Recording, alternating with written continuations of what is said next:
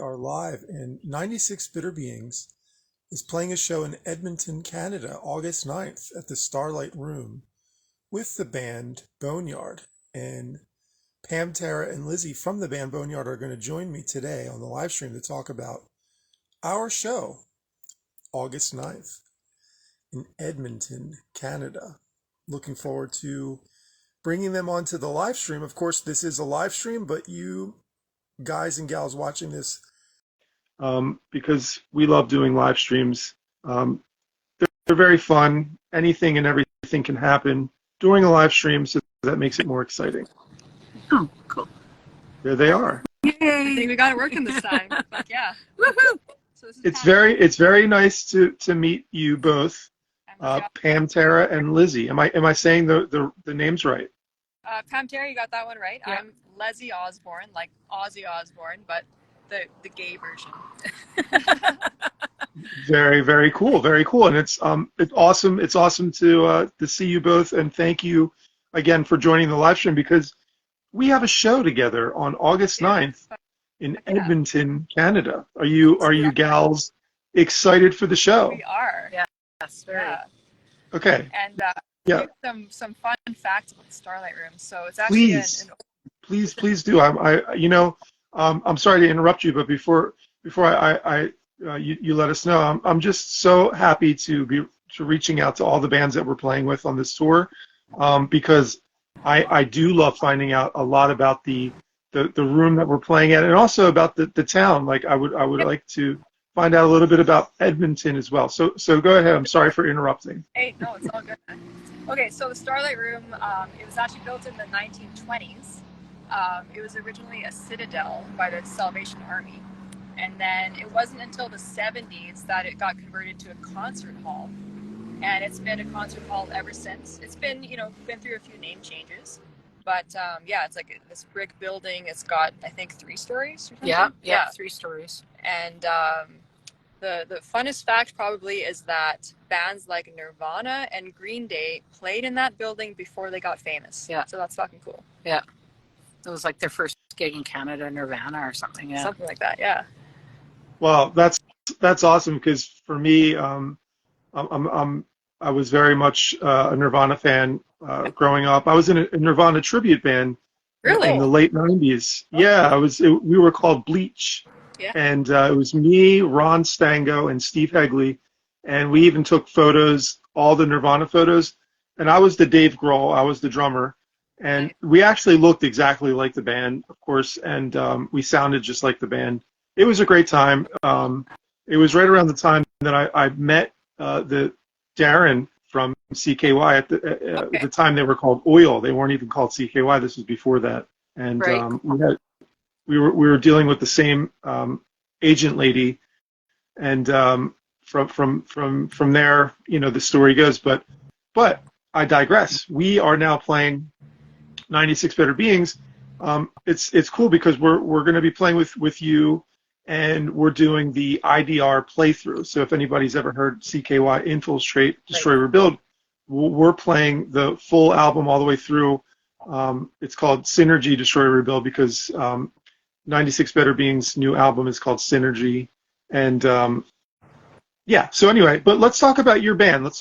Because you're playing on the 9th in Edmonton at the cool room that you just described, which sounds awesome. I love historic buildings and places where if the walls could talk, they could tell stories. Yeah, for sure. So what kind of stories are they going to be telling after our show?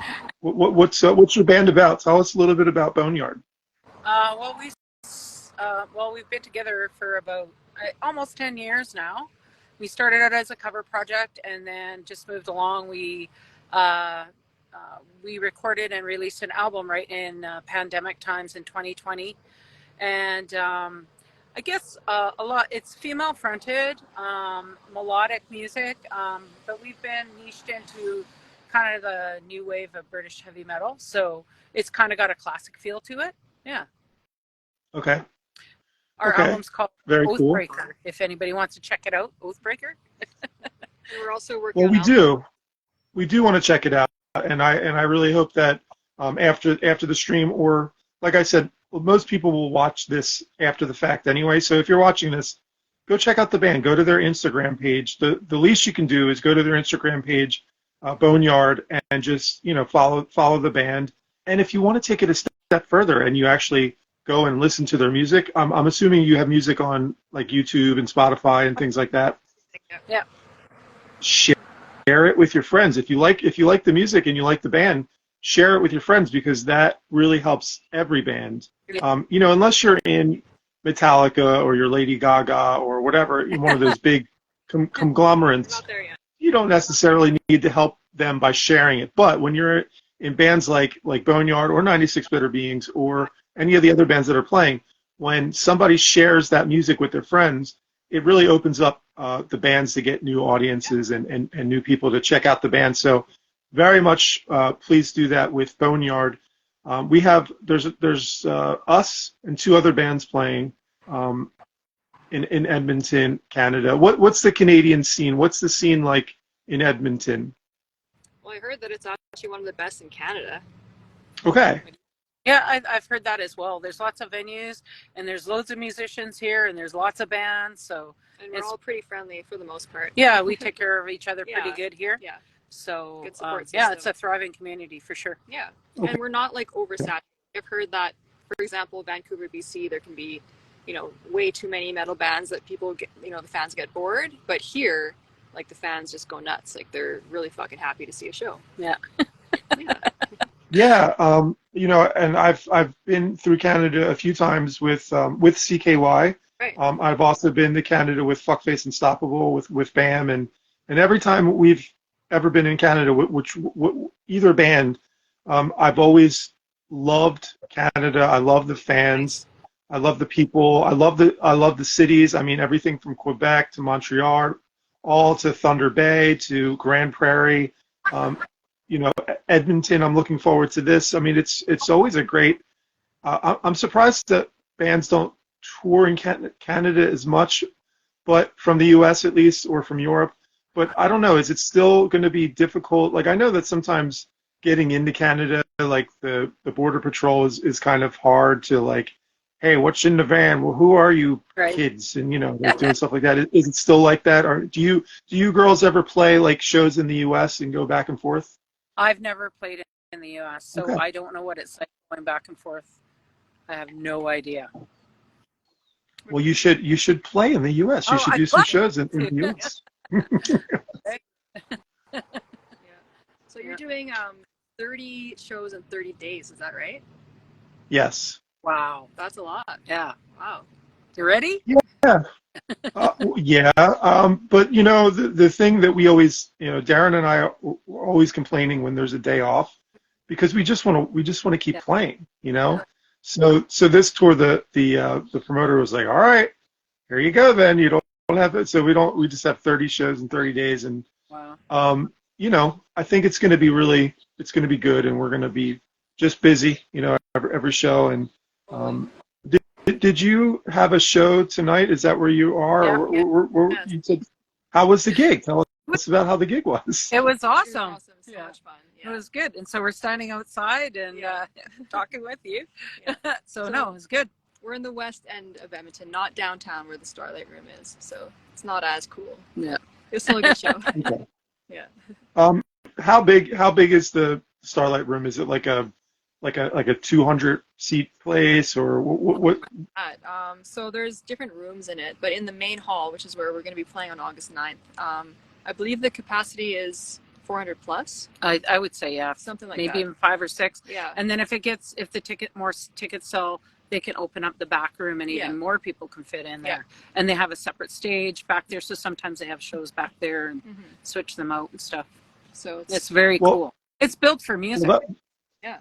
Oh, that's fantastic to hear. And of course, another reason why I'm doing the live stream is, one, to help promote our bands, Boneyard, 96 Better Beings, and two, to try to get, promote the show. And after this, I'll share this with everybody, and then I'm also going to send these live streams to the promoters, and then it's up to them if they want the venues to share these, or if we can edit some clips down or something like that. Yeah. But the goal is to promote the show. Hopefully there's some flyers up at the club, or people. Is there anything like a marquee or anything that says that we're playing? I don't know, but that would be all of our responsibility also, because I don't want to just leave it up to the promoters and the venues, because they already do a great job. But I think the bands, we should also try to chip in and do what we can to try to bring people out, because it's, yeah. Go ahead. No, sorry. No, you go ahead.